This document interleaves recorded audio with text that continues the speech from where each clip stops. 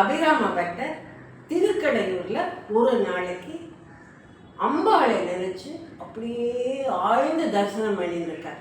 யோக நிலையில இருக்கார். கண்களை மூடி இருக்கிறதுனால அவருக்கு தன்னை சுற்றி என்ன நடக்கிறதுனே தெரியாது.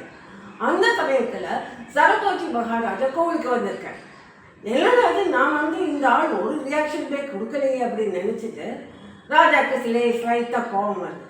அப்போ திடீர்னு பட்டர் கண்ணை வச்சு பார்க்கும்போது எதனமோ நடக்கிறது நம்மளை சுற்றி நினச்சி இப்படி திடீர்னு பார்க்குறார்.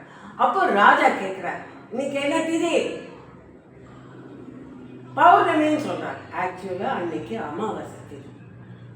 அப்படின்னா இன்னைக்கு நிலா வருமா அப்படின்னு கேட்குறார். பட்டர் சொல்ல வருமே அப்படிங்கிறார். இன்னைக்கு மட்டும் நிலா வராமல் போகட்டும், உனக்கு மரண தண்டனை அப்படின்னு சொல்கிறார். பட்டருக்கு ஒன்றும் புரியலை. அப்புறம்தான் யோக நிலையெல்லாம் தீர்ந்து அதிலிருந்து மீண்டு வந்து சகஜ நிலைக்கு வந்தப்புறம் தான் புரியுறது தான் எவ்வளோ பெரிய தப்பு பண்ணியிருக்கோம்.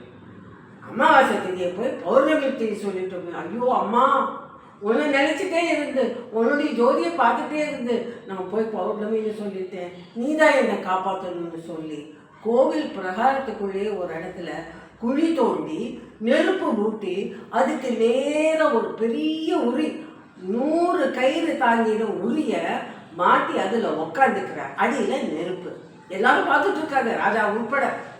அப்புறம் ஒவ்வொரு பாட்டா பாடுறார். காலையில் ஆரம்பிச்சு பாடிட்டே இருக்கார்.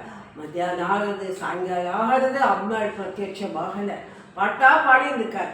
75வது பாடல் பாடும்போது அந்தி பொழுதா இருக்கு. அப்போ அம்பாள் பிரசன்னமாகிறார். ஆய் தன்னுடைய தாடங்க காதில் போட்டு இருக்கிற அந்த தாடங்கத்தை எடுத்து வானத்தில் வீசி எரிஞ்சு சொல்றான், நீ தவறி போய் சொன்னதை இப்போ நான் உண்மையாக்கிட்டேன் பாரு. அவளுடைய தாடங்கம் அந்த வானத்தில் போய் ஒரே ஜொலிப்பா, வானம் முழுசு ஒரே பிரகாசமான ஒளியா இருக்கு. பௌர்ணமியே வந்துட்டது போல.